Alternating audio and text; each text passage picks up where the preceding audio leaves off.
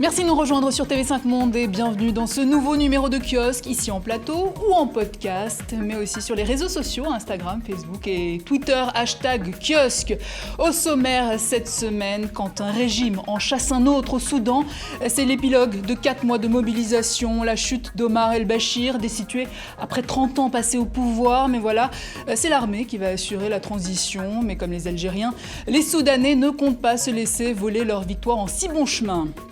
C'est une attaque surprise contre Tripoli qui a fait trembler la communauté internationale la semaine dernière, celle de Khalifa Haftar, l'homme fort de l'Est libyen face au gouvernement de Fayez al-Sarraj, reconnu par la communauté internationale, sapant ainsi d'un revers les efforts diplomatiques. Mais que se cache derrière cette bataille? Les enjeux à suivre. La der, 6 mois de plus, c'est ce qu'ont obtenu les Britanniques. Un dernier report pour une sortie du Royaume-Uni de l'Union européenne, mais alors un Brexit avec accord. Reste à Theresa May de convaincre les parlementaires et c'est toujours pas gagné. Il défie le temps et les scandales. Benyamin Netanyahou avec son pari gagné aux législatives, sauf surprise, d'ici juillet prochain, le Premier ministre israélien aura connu un record de longévité à ce poste. Mais pour combien de temps au vu de ses ennuis judiciaires? Et pour en débattre, voici nos kiosqueurs. Sédic Abba, écrivain et journaliste indépendant pour plusieurs médias. Ziad Limam, éditeur et rédacteur en chef à Afrique Magazine. Richard Verly, correspondant du quotidien suisse à Paris Le Temps. Vous revenez d'ailleurs tout juste de Bruxelles. Et puis Sylvain Sipel, journaliste au magazine Orient 21, ex-envoyé spécial à Jérusalem pour Le Monde et ex-directeur de la rédaction à Courrier International. Merci à vous tous d'être là. Et d'abord, ce coup de théâtre et cette image, regardez.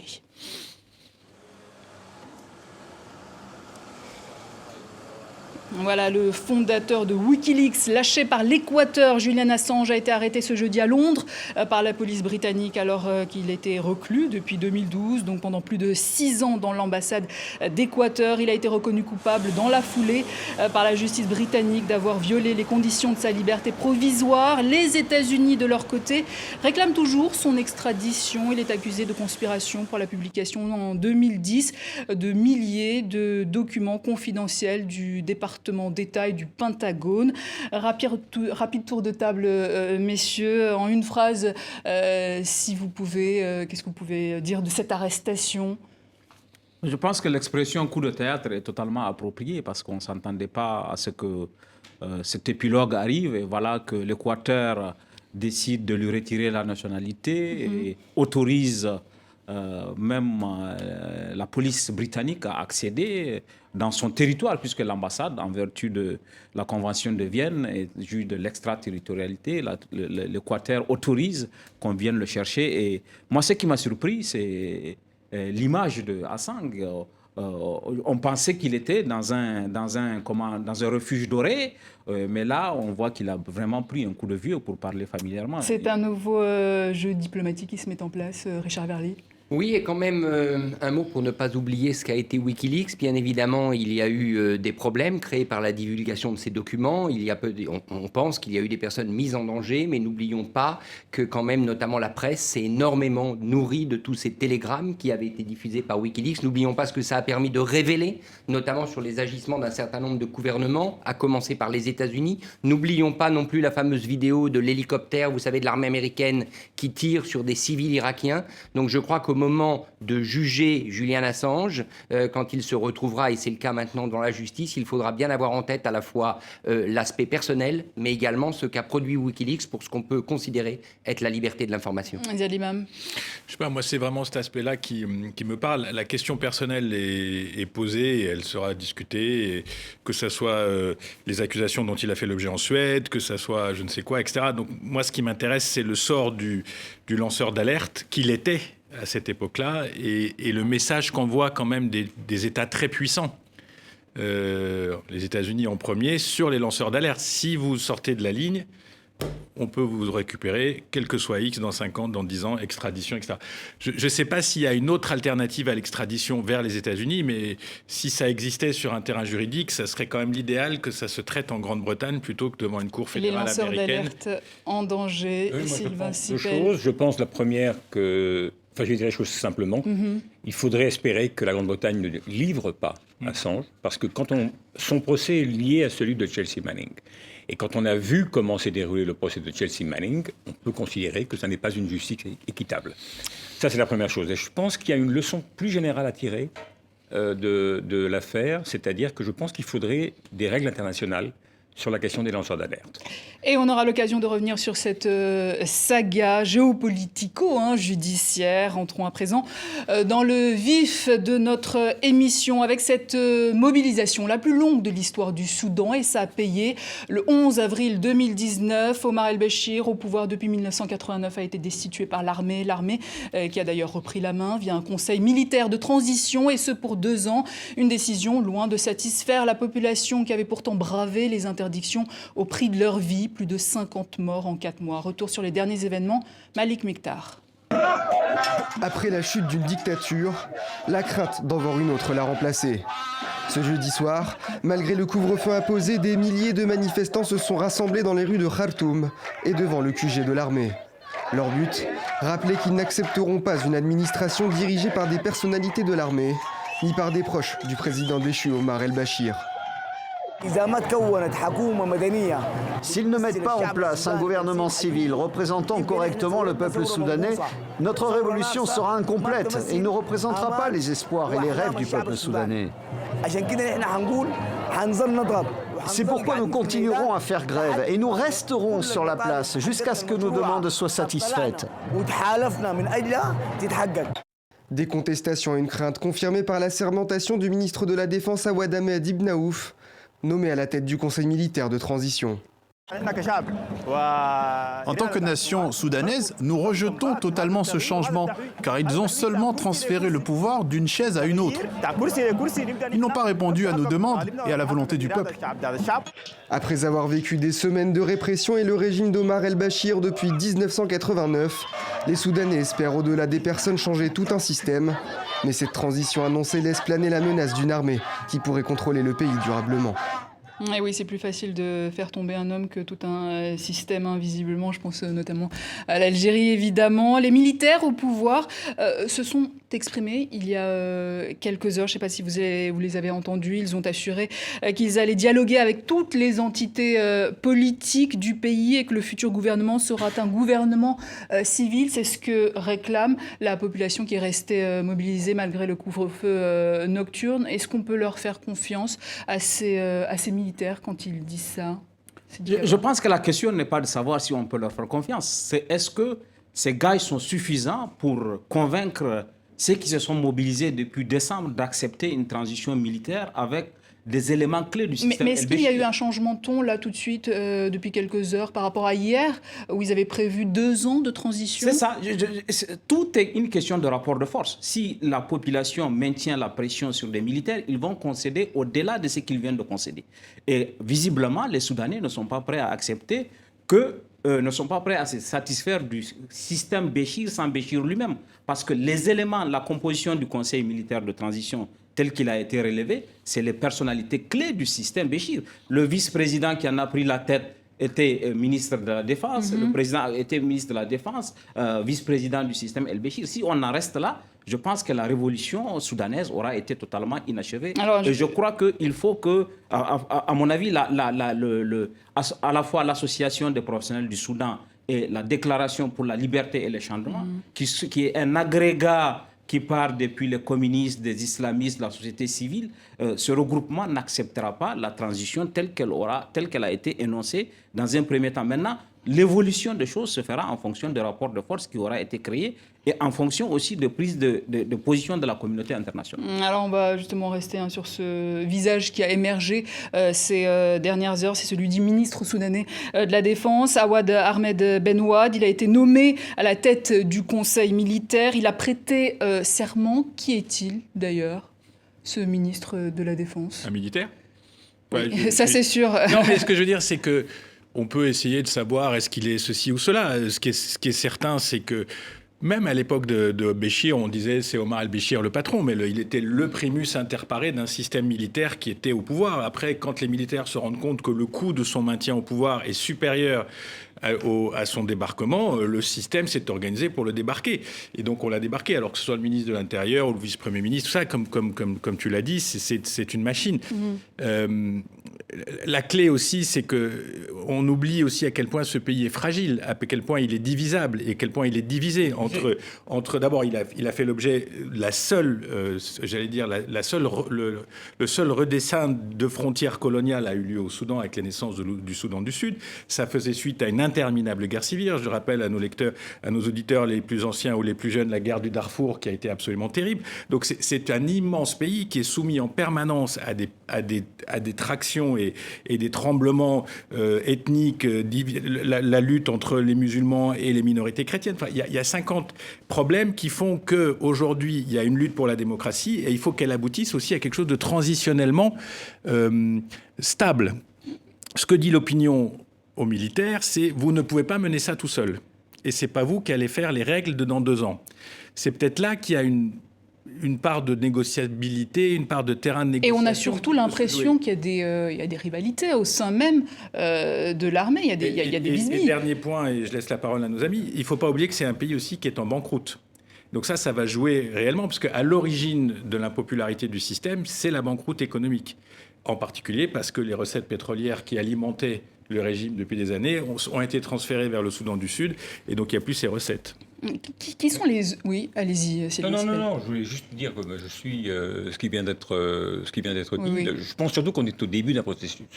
Et c'est difficile de pouvoir... Parce que quand les militaires disent après 2 ans, on va restituer le pouvoir aux civils, enfin, on sait très bien, il y a suffisamment d'exemples dans l'histoire récente, que ce soit en Turquie, en Algérie et dans d'autres pays, les militaires peuvent avoir le pouvoir réel avec un gouvernement civil. Donc l'enjeu, il n'est pas là.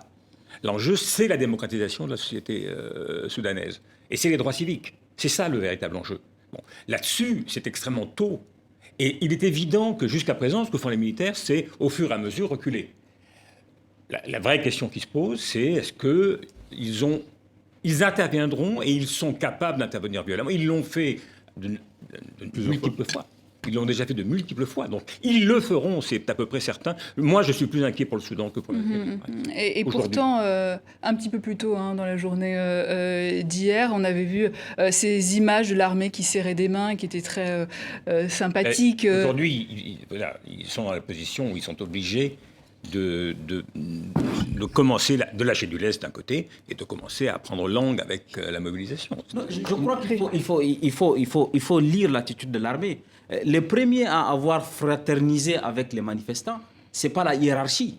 C'est les hommes, c'est les soldats, c'est les officiers intermédiaires. Et comme vous savez, en pareil cas, la hiérarchie peut être vite débordée par l'échelon intermédiaire et les hommes de troupes.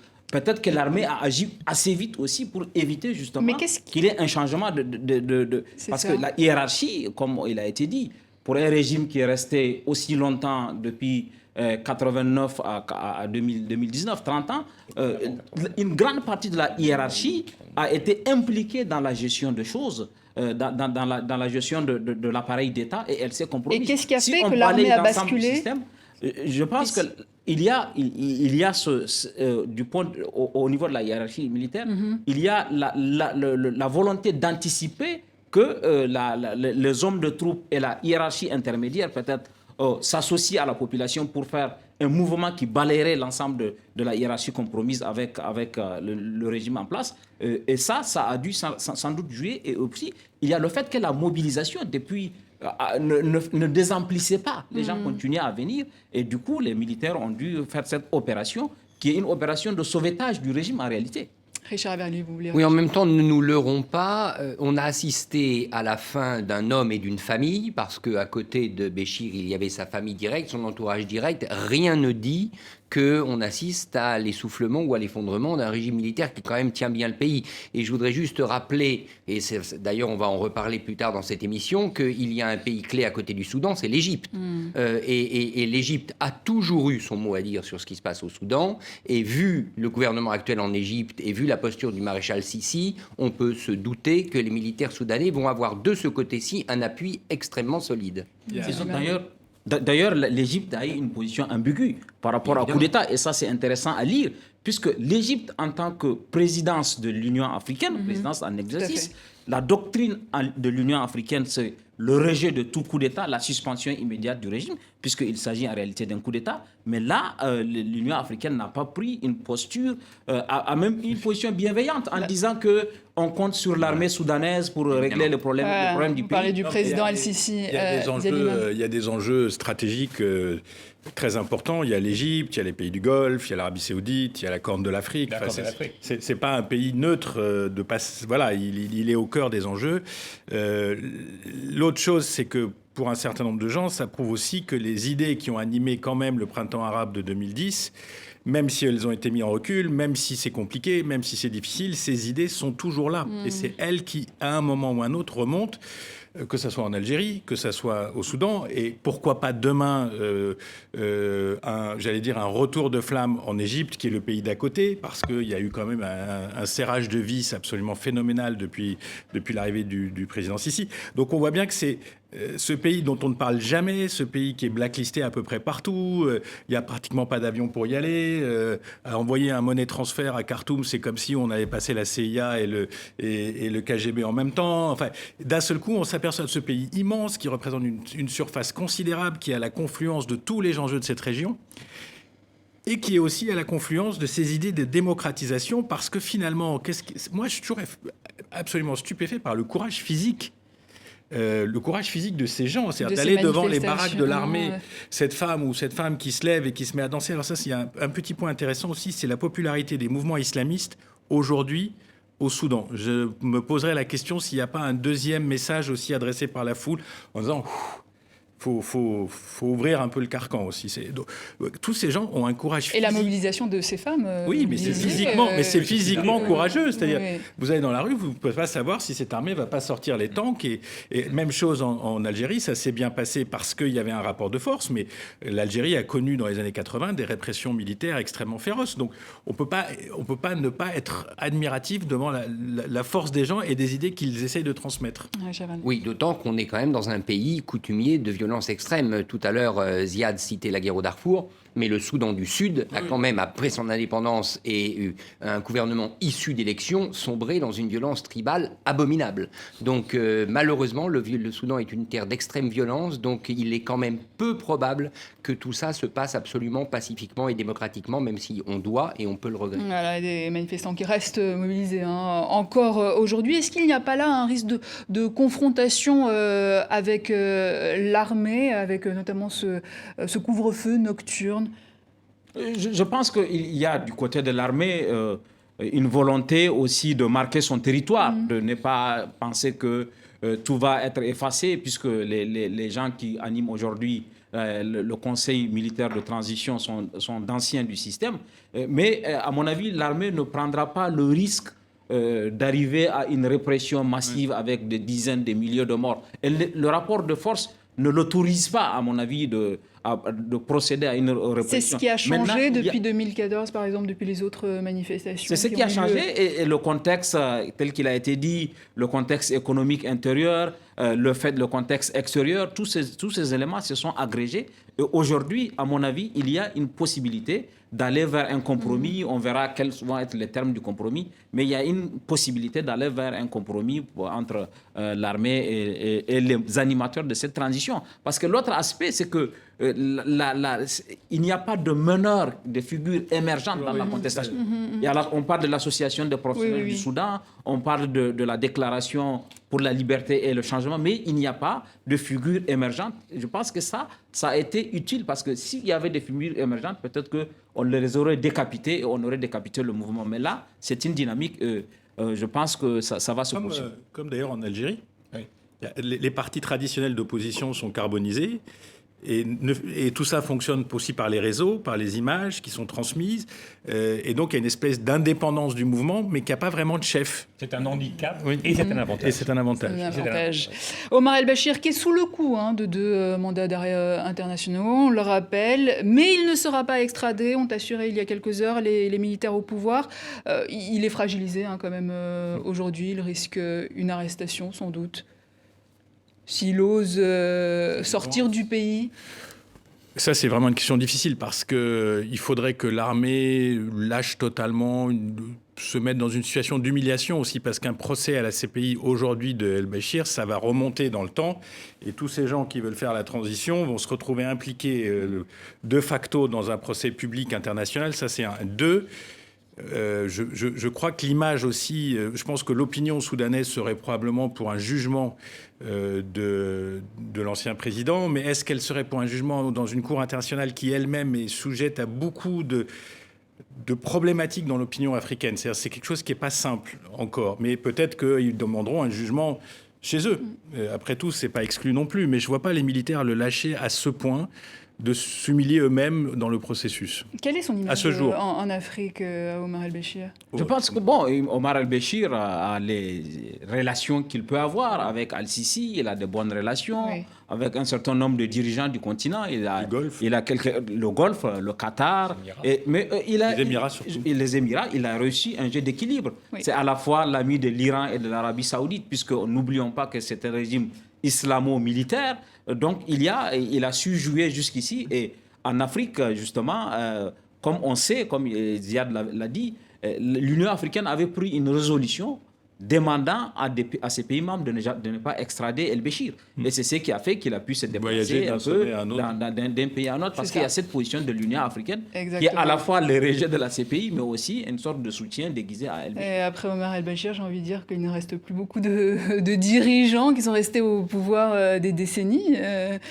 Puis la situation est quand même très différente. Là, il y avait un pouvoir... Comme tu dis, quand même, on n'a pas parlé de Néméry, tout ça, mais les militaires sont au pouvoir au Soudan pratiquement sans interruption depuis l'indépendance. Donc il y a des cas extrêmes. Et puis on peut pas comparer, par exemple, on peut pas comparer El-Béchir à Bouteflika. C'est pas exactement les mêmes histoires, c'est pas les mêmes personnages, c'est pas les mêmes pays. Donc, mais ce qui est sûr, c'est qu'il y a un mouvement. De toute façon, il y a une poussée. Elle est là, la poussée jeune. Ce continent est jeune. Il n'est pas vieux.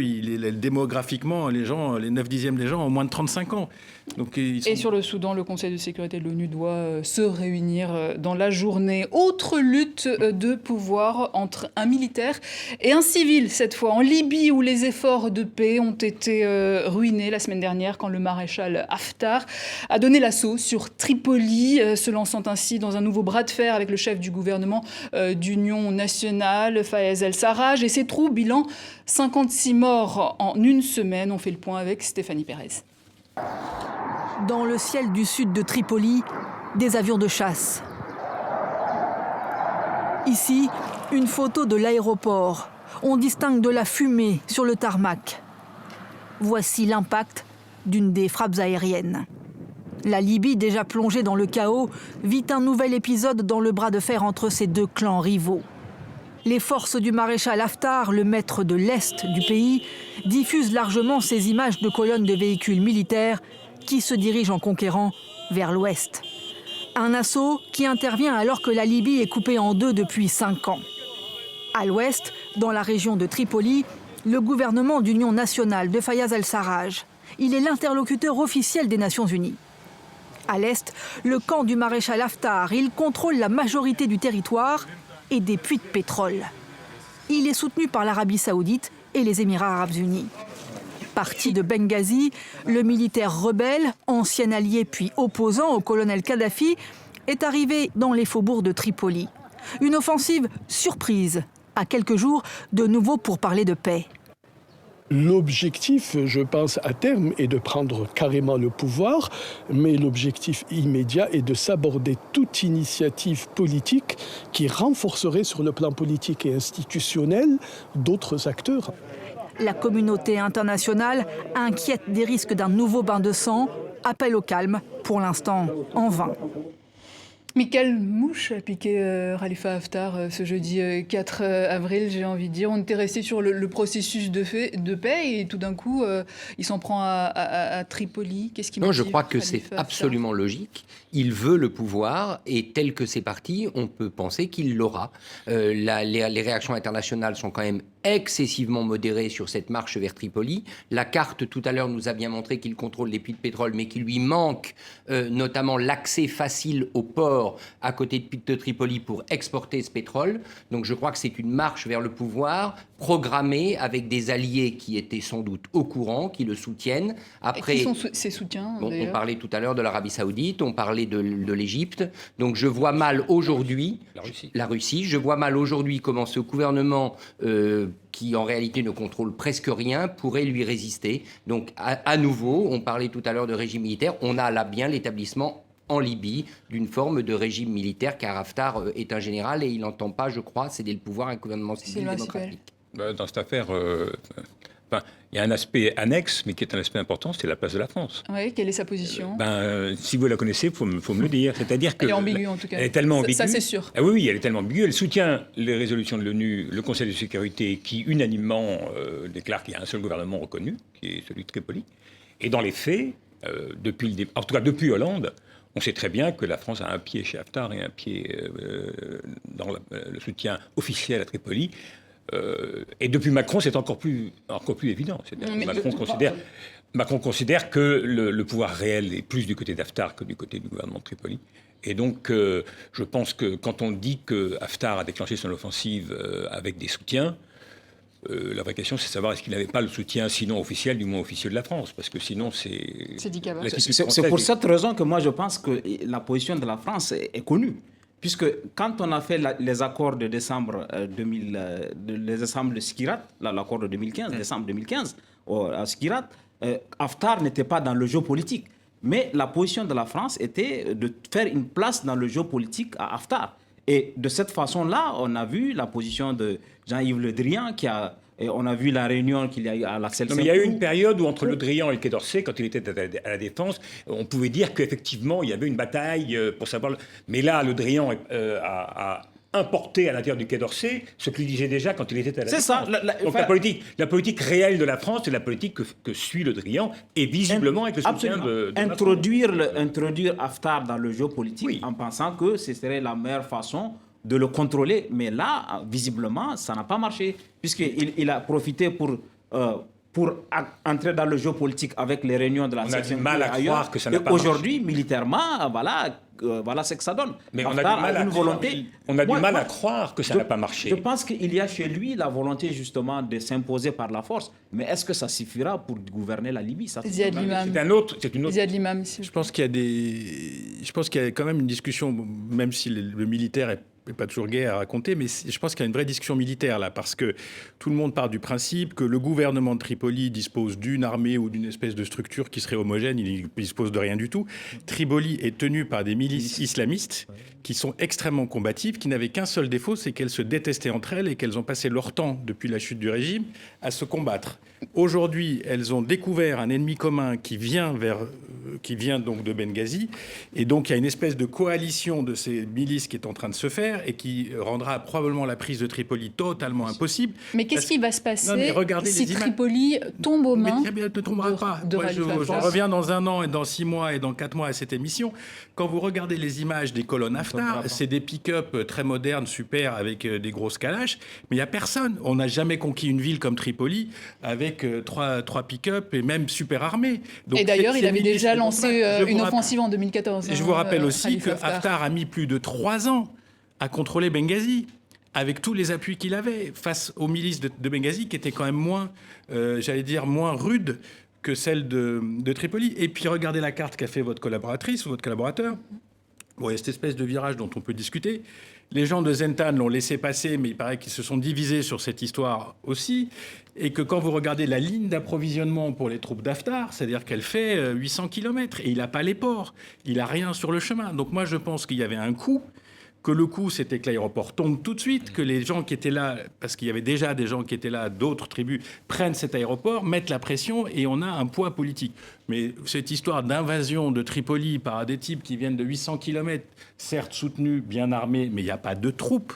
Il n'y a que des gens... les Tripolitains, c'est chez eux. Et je ne vois pas du tout cette histoire se résoudre dans les jours... Mais est-ce que ça veut dire que le processus de paix est menacé le processus de paix, il est aux fraises. Il était déjà aux fraises. Excusez-moi du mot. On était déjà loin. Il y a un problème de représentativité de ce gouvernement national. Bon, après, il y avait le principe d'une conférence nationale. Bon, tout ça gêne un certain nombre de gens. La conférence de Radames, qui est prévue le 14 Mais le 16 avril. l'espoir, à côté de ce que Ziad vient de décrire, c'est que la solution militaire ne pourrait pas s'imposer. Parce que là, Haftar, on va peut-être s'installer durablement vers une guerre civile, parce que les milices vont résister, lui, il va vouloir imposer, le pays va basculer dans la guerre civile.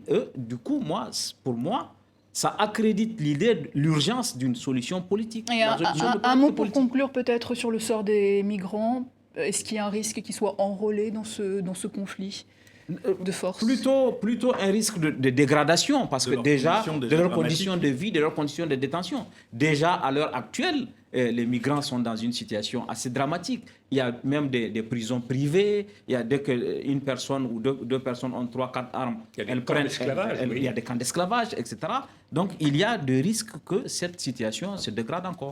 Oui, n'oublions quand même pas un argument que Haftar peut avoir avec ses soutiens à un moment donné, c'est le partage du gâteau pétrolier. Parce qu'en Libye, on parle de politique, on parle de rivalité de milices, évidemment, mais tout repose sur le partage de la rente pétrolière. Et si sur ce point, Haftar et les milices arrivent à trouver un accord, alors là, moi je pense que la donne pourrait quand même changer à Tripoli.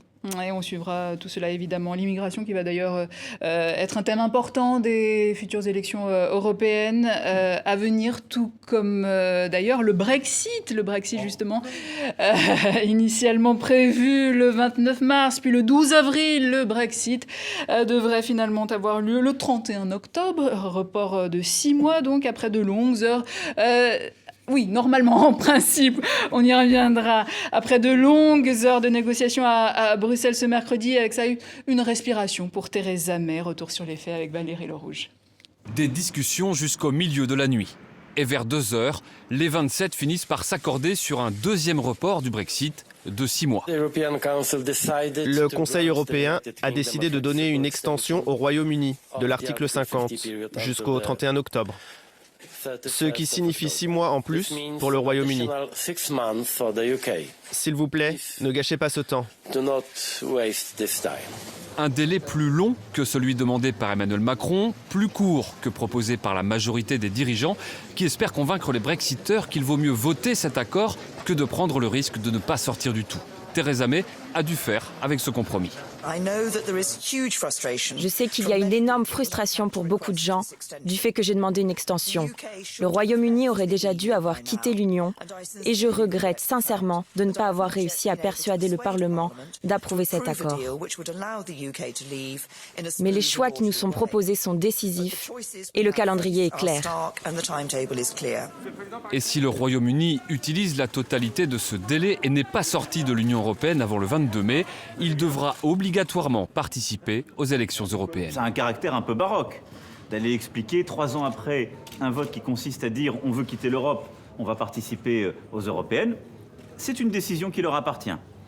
S'ils poursuivent la discussion sur le Brexit, de toute façon, cette participation sera provisoire, puisque le jour où la Grande-Bretagne quitte, les parlementaires quitteront le Parlement européen. Dans leur conclusion, les chefs d'État ont aussi rappelé que les Britanniques pouvaient utiliser ce nouveau délai pour révoquer l'article 50 et donc renoncer au Brexit. Et oui, renoncer au Brexit, ce serait une éventualité. Richard Verly. C'est une éventualité. Et d'ailleurs, ce qui s'est passé à Bruxelles, où effectivement, j'ai fait partie des journalistes qui ont quitté le bâtiment du Conseil à 4 heures du matin, quasiment. Il y a eu un affrontement de 2 visions. Et ça, je pense qu'il faut le rappeler.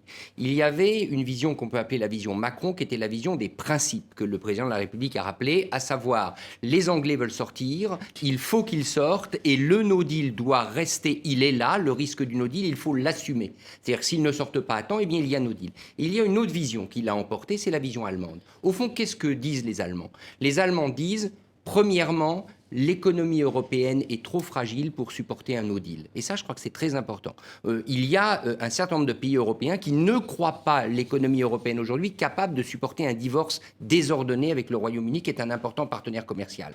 Et la deuxième chose que disent aussi les Allemands, c'est qu'il faut pourrir le Brexit. C'est-à-dire il fallait au fond laisser du temps, parce qu'à un moment donné, les Anglais peut-être vont rester. Et c'est bien de ça dont on parle, parce que s'il y a des élections européennes organisées, c'est-à-dire si Theresa May ne trouve pas, là, dans les 3 semaines, une solution, il y aura des élections européennes. De fait, politiquement, les cartes vont être rebattues, parce que qui dit élection européenne dit scrutin démocratique, dit campagne, peut-être gagnée par les Brexiteurs, peut-être, mais qui permettra peut-être à tous ceux qui veulent rester, cette fois, de se montrer en force et donc de changer la donne qui a été jusqu'à maintenant favorable à la sortie.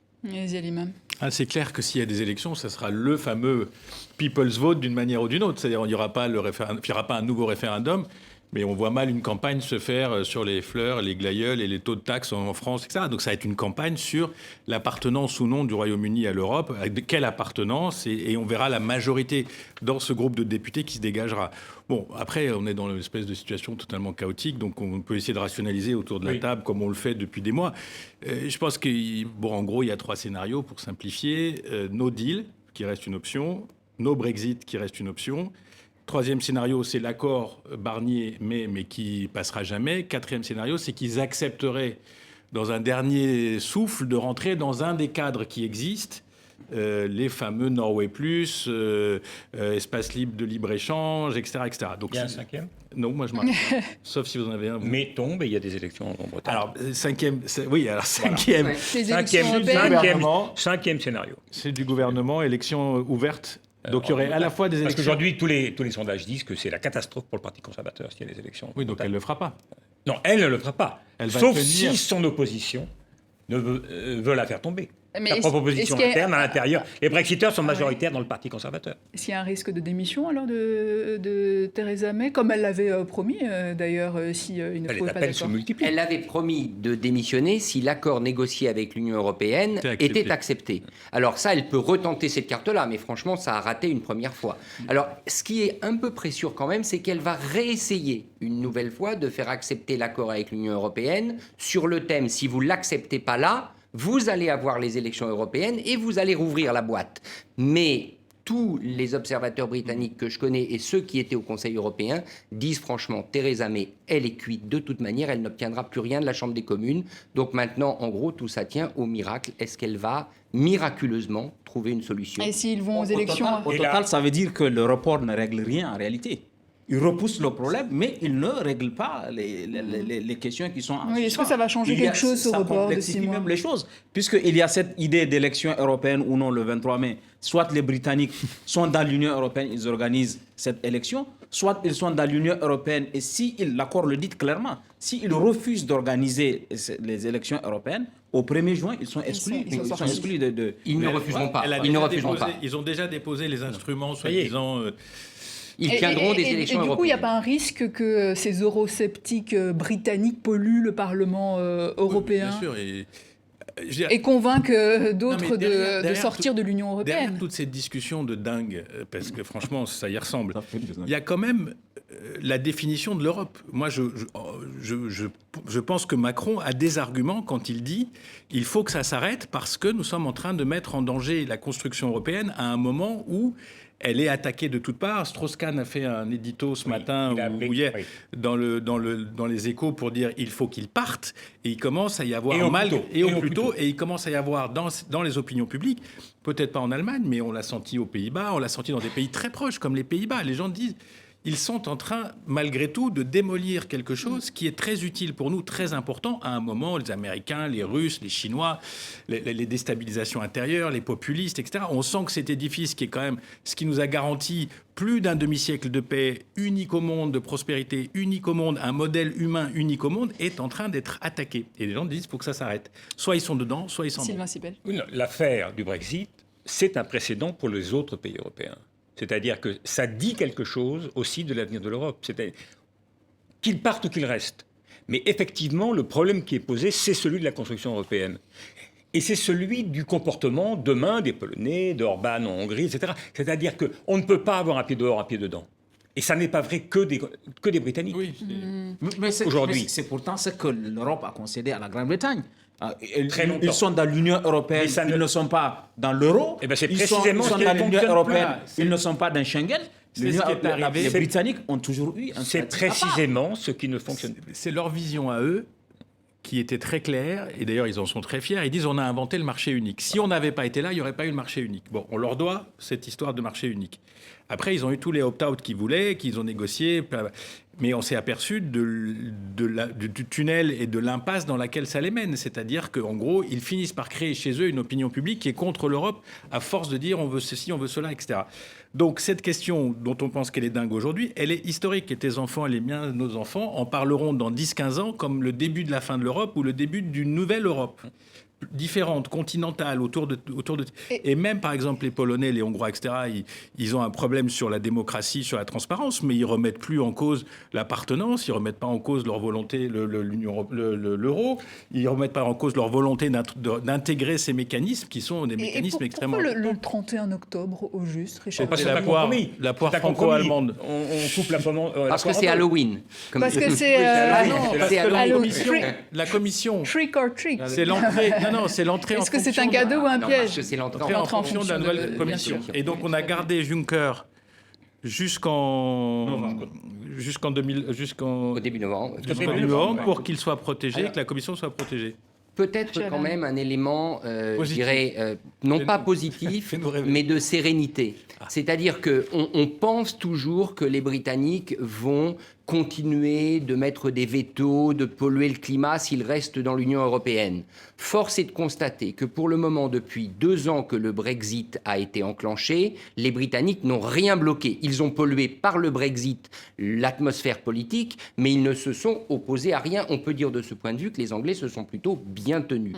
Donc quand même, soyons fair-play, reconnaissons-leur que jusque-là, ils se sont montrés corrects vis-à-vis du reste de l'Union européenne. On peut penser que dans les 6 mois à venir, ils vont le rester. Est-ce que ça n'était pas un petit peu humiliant quand même pour les Britanniques qui avaient voté il y a 3 ans? Mais ils sont humiliés par eux-mêmes. Là, pour le coup, ils sont humiliés par eux-mêmes. Et donc, toute la subtilité et l'importance pour l'Union européenne, c'est de faire très attention de ne pas redevenir le bouc émissaire. Et ça va être le danger, parce qu'évidemment, s'il y a une élection européenne, tous les Brexiteurs vont dire « l'Union européenne nous vole le vote du 23 juin 2016 ». Donc là, oui, il y a danger. Je suis d'accord avec Richard. Aujourd'hui, le Brexit n'est plus un problème entre la Grande-Bretagne et l'Union européenne. C'est un problème entre les Britanniques eux-mêmes, qui n'arrivent pas à créer les conditions, qui n'arrivent pas à se mettre d'accord sur les conditions de leur séparation. Peut-être que si le divorce ne se fait pas, on va faire le remariage. Parce que depuis la nuit des temps, ils ne savent pas s'ils sont européens ou pas. Depuis la nuit des temps, ils ont ce rapport complexe au continent. Oui, c'est la question centrale. C'est quelque chose qui n'a jamais été résolu, qui a toujours été résolu par des arbitrages, par des arrangements. Mais sur le fond, qu'est-ce qu'ils sont ? Est-ce qu'ils sont une île ? Est-ce qu'ils sont dans l'Europe ? Ils sont des Européens insulaires. Oui, mais voilà, des Européens insulaires. Je voulais peut-être conclure avec cette une et l'humour toujours très caustique des Britanniques. What Brexit looks like from space. De quoi a l'air le Brexit depuis l'espace ? Eh bien, un trou noir avec cette photo révélée cette semaine à propos de cette énigme du trou noir. Voilà, entre-temps, il y a Richard Verly qui nous a quittés. Il avait un petit impératif. Voilà, on continuera sur Israël sans Richard Verly, donc Israël, où la voie est libre désormais pour Benyamin Netanyahou et son 5e mandat à la tête du pays. Son rival Benny Gantz a reconnu sa défaite. Le Premier ministre sortant va donc pouvoir former son gouvernement avec les juifs orthodoxes et les nationalistes. On fait le point avec Jocelyn Berthaud. C'est au milieu de ces militants que Benyamin Netanyahou savoure sa nouvelle victoire. Une élection que les observateurs avaient présentée comme un référendum sur sa personne et qui devrait le porter vers un 5e mandat de Premier ministre. Je suis très touché que le peuple d'Israël m'accorde sa confiance une nouvelle fois. Et peut-être de façon plus spectaculaire encore que les fois précédentes.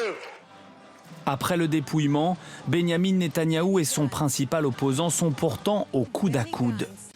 Mais l'actuel Premier ministre peut compter sur l'appui des ultranationalistes et des partis religieux pour obtenir une majorité absolue. Un constat qui a poussé ses adversaires à reconnaître leur défaite.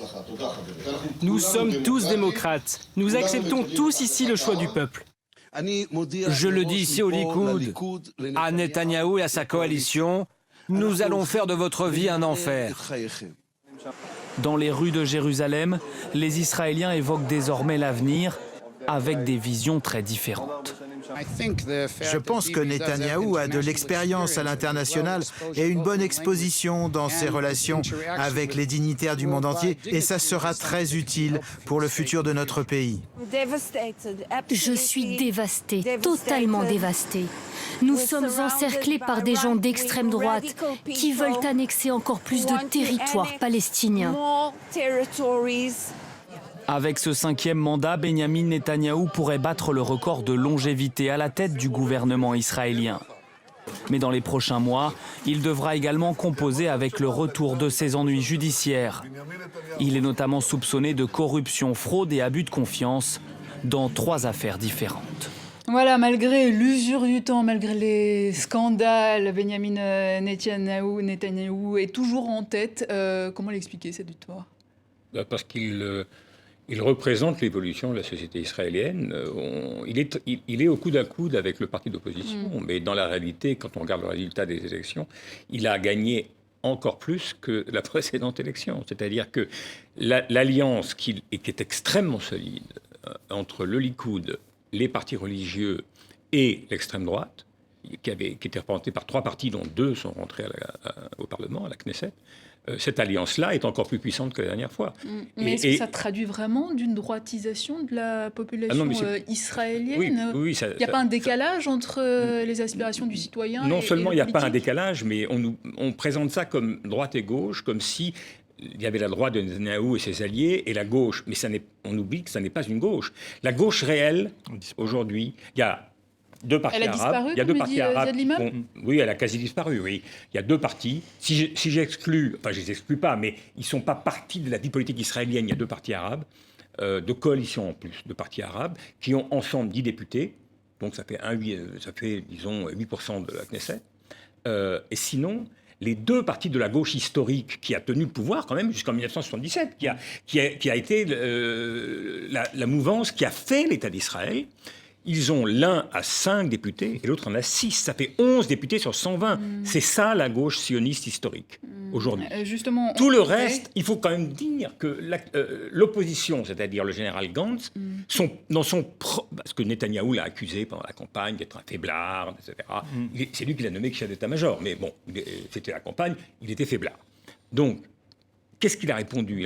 Moi, je suis un faiblard, mais j'ai ramené certains quartiers de Gaza à l'âge de pierre. C'est pas moi qui le dis, c'est lui, c'est sur ses propos. S'il l'a dit, c'est parce qu'il savait que c'est ça qui convainc les gens. Donc, si vous voulez, c'est une évolution dans un sens colonial et autoritaire qui est... et il est incarné par Netanyahou avec beaucoup de talent. Et justement, à la veille du vote, il avait annoncé qu'il allait annexer les colonies en Cisjordanie. Oui, parce qu'il savait, il l'a annoncé. Mais il peut vraiment le faire Mais qu'est-ce qu'il en fait, honnêtement il y a Trump à Washington et il a l'Europe qui est incapable de dire le moindre mot sur quelles que soient ses actions. Je veux dire. Donc, il y a une forme d'impunité sidérante dans le refus d'application de la loi internationale, avec le soutien de Trump. Et enfin, il faut quand même rappeler qu'aucun pays ne reconnaît Jérusalem comme capitale de l'État d'Israël, jusqu'à un accord. Bon, Trump le reconnaît, ça soulève aucune réaction chez quiconque. C'est la même chose qui s'est passée avec l'annexion du Golan. Pourquoi Trump fait ce cadeau à Netanyahou 1 semaine avant l'échéance, ou 10 jours avant ? Il le fait parce qu'il sait que pour Netanyahou c'est important, parce que ça démontre la capacité, contre le droit international, d'obtenir le soutien de Washington sur une annexion. Honnêtement, je vais terminer là-dessus, je pense que c'est l'élection qui ouvre la porte à des possibilités d'annexion dans les territoires formels. Je ne pense pas que Netanyahou annoncera une annexion générale de toute la Cisjordanie. Et qui éloigne du coup tout processus de paix, parce qu'on est aujourd'hui, comme il a été si bien dit, dans un accompagnement quasi absolu des États-Unis, de la politique israélienne, et il n'y a pas d'espoir d'une solution, parce que le reste du monde regarde de façon avec une certaine impuissance. L'Europe dont les Palestiniens espéraient qu'elle allait avoir une position indépendante et avoir une influence, l'Europe ne dit quasiment absolument rien. Je peux me permettre juste une phrase qui me semble, un élément très important. Dans la tête de Netanyahou, il y a une date clé. C'est novembre 2020. Est-ce que Trump sera réélu ou pas? Et ça n'est pas certain. Et je pense que Netanyahou sait qu'il a 1 an et demi pour faire des choses. Sauf si les juges israéliens l'empêchent. Alors, les juges américains, vous voulez dire? Non, ces procédures en Israël contre lui. Non, alors après, il y a l'aspect de l'impeachment. Je pense qu'il cherchera à faire quand même voter quelque chose. C'est compliqué d'avoir des procédures en Israël. Quand on est Premier ministre, il cherchera à faire comme Berlusconi, avoir une loi pour... Ce qui est très étonnant dans cette mouvance d'ultra-droite, parce que le Likoud, en fait, est passé, lui aussi, dans une forme d'ultra-droite, c'est que les solutions qu'il propose, qui sont en gros l'annexion de plus en plus de territoires, le statu quo, c'est quand même l'inclusion d'une manière ou d'une autre, qu'on le veuille ou pas, etc., de Palestiniens qui se considéraient comme dans un processus de libération vers la création d'un État. On leur dit tous les jours, vous allez être partie d'un État dont on va décider des frontières, on va vous intégrer à notre manière, à nos conditions, etc. Et donc ça va forcément peser sur le devenir d'Israël en tant qu'État juif, ou comme on dit la formule exacte... Juif et démocratique. Non, oui, voilà. C'est comment on va gérer ce pays où il y aura peut-être 3, 4, 5 millions de Palestiniens qui vont venir en plus de la population actuelle d'Arabes israéliens. Ça ne peut pas... Moi, je sais que... Quel a été le vote des Arabes israéliens? Ils ne votent pas, ils ne reconnaissent pas. Le taux de participation est très faible. Il est plus faible que dans la population juive, chez les citoyens palestiniens d'Israël, qui ont la citoyenneté israélienne. Mais comment expliquer cette... Parce que historiquement, il y a toute une partie... Bon, d'abord parce que c'est la population la plus pauvre, et donc, comme partout ailleurs dans le monde, les pauvres ne votent pas. Ça, c'est la première chose qu'il faut dire. C'est vrai en France, c'est vrai aux États-Unis, c'est vrai partout. Les gens pauvres ne votent pas. Alors, ils ont un taux de pauvreté qui est très supérieur au taux moyen. Par ailleurs, il y a des motifs politiques. C'est-à-dire que certains d'entre eux, tout simplement, refusent d'adhérer. Et enfin, il y a des motifs politiques. Il y a, si vous voulez, dans les partis arabes, il y a des gens qui disent que ça ne sert plus à rien d'aller à la Knesset. Il faut voir comment sont traités les élus.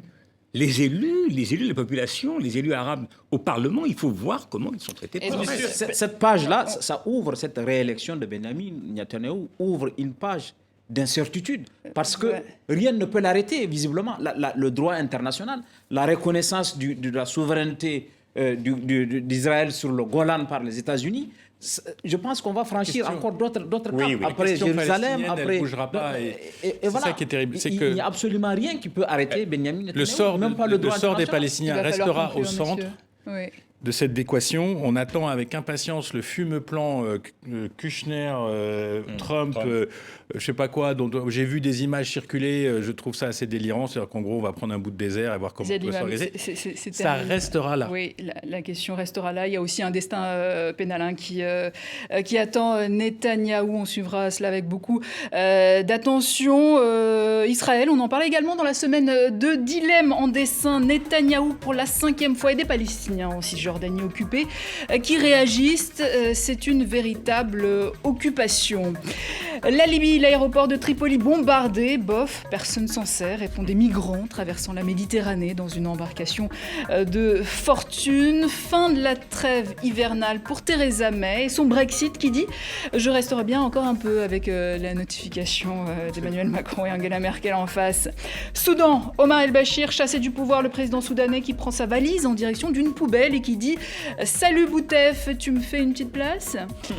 Et on finit par ce qu'on a commencé, Julian Assange, derrière les barreaux. Ça ne me change pas beaucoup de l'ambassade d'Équateur. Voilà, toujours très inspiré. Ali Dilemme, fin de ce numéro de Kiosque. Merci à vous trois et à Richard Verny qui nous a quittés un petit peu plus tôt. Merci d'être venu commenter, décrypter l'actualité de la semaine. Merci à vous qui nous regardez. Vous pouvez revoir cette émission sur notre page Facebook, sur notre site internet, sur Twitter. On attend vos commentaires. La semaine prochaine, Sylvia Garcia. Quant à moi, je vous dis à très bientôt sur TV5 Monde.